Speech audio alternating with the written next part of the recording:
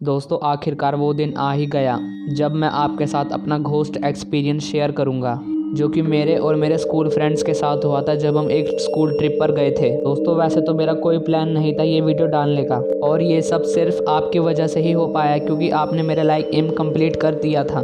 तो भाई जैसा कि मैंने प्रॉमिस किया था कि मैं वीडियो ज़रूर डालूंगा, तो मैं हाजिर हूँ अपना घोस्ट एक्सपीरियंस शेयर करने के लिए, क्योंकि आपने अपना प्रॉमिस पूरा किया और अब मैं अपना करूँगा।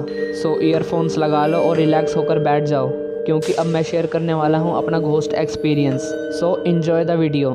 सो दोस्तों ये कहानी शुरू होती है आज से 3 साल पहले, जब हमारे स्कूल वालों ने एक ट्रिप ऑर्गेनाइज़ किया।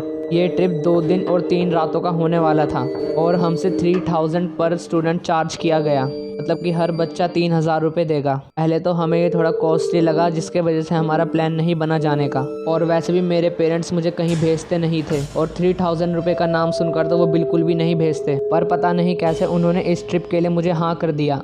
और तो और हमारी क्लास से एक भी बच्चा ऐसा नहीं था जो नहीं जा रहा था, सभी बच्चे जा रहे थे। और तो और हमें मोबाइल फ़ोन्स भी अलाउ कर दिया, और हम सारे दोस्त, जो हमारे दोस्तों का ग्रुप था, हम सारे बहुत ज़्यादा एक्साइटेड थे कि हम इस पिकनिक पर जाकर बहुत ही ज़्यादा एंजॉय करेंगे और रात के समय कुछ क्रीपी हॉरर गेम्स भी खेलेंगे, और तो और एक दूसरे को कहानियाँ भी सुनाएंगे। पर हमें क्या पता था, हमें इन सब चीज़ों की ज़रूरत ही नहीं थी। जो भी इस ट्रिप पर हुआ उसने बच्चों को क्या, टीचर्स तक को डरा कर रख दिया।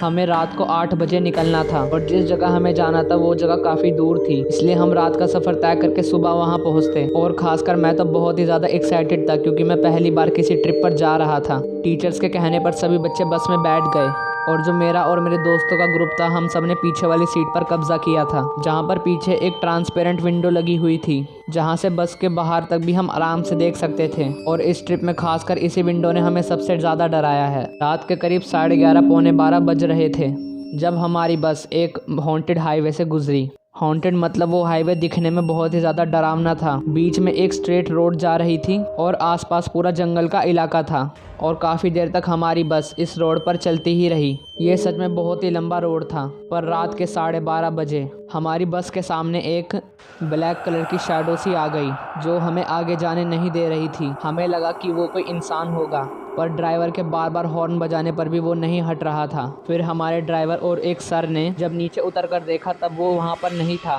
वो वहाँ से गायब हो चुका था। तब हमने सोचा क्या पता कोई जंगली जानवर हो, और हम उसे इग्नोर करके आगे चल दिए। और कुछ दूरी चलने पर ही, जहाँ पर मैं और मेरे दोस्त बैठे थे, उस पीछे वाली सीट पर हमें ऐसा लगा कि कोई हमें फॉलो कर रहा है, जैसे बहुत सारे इंसानों का ग्रुप एक साथ मिलकर हमारी बस के पीछे भाग रहा हो। पर हमने इसको भी इग्नोर किया। हमें लगा कि जंगलों में जंगली जानवरों के भागने की आवाज़ होगी। पर थोड़ा और आगे चलने पर मुझे और मेरे दोस्तों को सेम वही इंसान जो कुछ देर पहले हमारी बस के आगे खड़ा था, वही हमें हमारी बस के पीछे चलता हुआ दिखाई दिया। और वो पता नहीं किस तरीके से चल रहा था, हमारी बस कितनी भी तेज थी, वो हमारे पीछे चला ही जा रहा था। और जब हम सब डर गए, तब डर कर मेरे एक दोस्त ने मैम को कहा कि मैम सेम वही इंसान हमारे पीछे चल रहा है, बस के पीछे, जो कुछ देर पहले हमारी बस के आगे चल रहा था। मैम बोली ऐसा कैसे हो सकता है कोई जंगली जानवर हो। पर जंगली जानवरों के डर की वजह से हमने बस नहीं रोकी और बस चलते जा रहे थे। और थोड़ी देर और चलने के बाद जंगल का इलाका धीरे धीरे ख़त्म होने लगा था, और उस समय रात के 3 बज रहे थे। तब हमारे स्कूल के प्रिंसिपल ने फैसला किया कि थोड़ा सा आगे ही एक धर्मशाला है, तो क्यों ना रात को आराम करके सुबह सफ़र पे चला जाए, क्योंकि सभी बच्चे बहुत ही ज़्यादा थके हुए थे और डरे हुए भी उस हाईवे वाले इंसिडेंट के बाद। और फाइनली हम किसी तरह धर्मशाला भी पहुंच गए। पर यह धर्मशाला दिखने में और भी ज़्यादा डरावना था। वो एक पुरानी बिल्डिंग की तरह लग रहा था, और बेसिकली उसके अंदर एक बहुत ही बड़ा सा हॉल था, जो कि दिखने में और भी डरावना लग रहा था। और रात को हम वहाँ रुक गए, और उस इतनी बड़ी धर्मशाला में सिर्फ एक ही आदमी था, जो शायद केयर टेकर था। तो हमारे सर ने सारी बात उसे बताई, तो उसने कहा सिर्फ आप ही नहीं हो जिन्होंने वहाँ पर ऐसा एक्सपीरियंस किया, ऐसे बहुत से लोग इधर आते हैं जिन्होंने ऐसा एक्सपीरियंस किया है।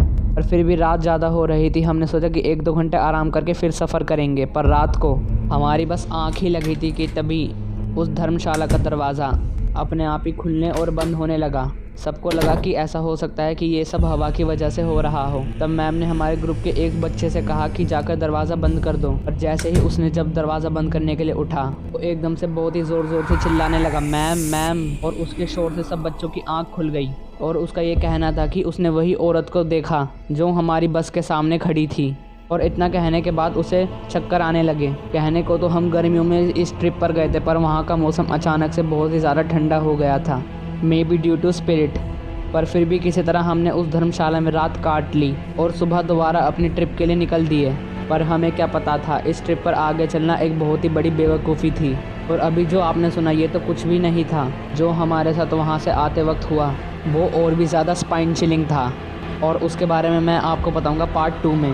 जी हाँ, मैं इस वीडियो का एक सेकंड पार्ट भी लाऊंगा, जो कि यकीन मानो इससे भी ज़्यादा खतरनाक होगा। पर उसके लिए आपको अगेन 15 लाइक्स कंप्लीट करने पड़ेंगे इस वीडियो पर। यकीन मानो मैं जब इस बात को याद करता हूँ मैं आज भी डर जाता हूँ, और अगर आप सुनोगे तो आप भी हैरान रह जाओगे। अगर आप इस वीडियो का सेकंड पार्ट मिस नहीं करना चाहते तो चैनल को सब्सक्राइब करके बेल नोटिफिकेशन ऑन कर लेना, जिससे कि मैं जब भी वो वीडियो डालूंगा आपके पास नोटिफिकेशन पहुंच जाएगा। और अगर वीडियो अच्छी लगी तो इस वीडियो को लाइक ज़रूर करना। मैं मिलता हूं आपसे नेक्स्ट वीडियो में। Thanks for watching.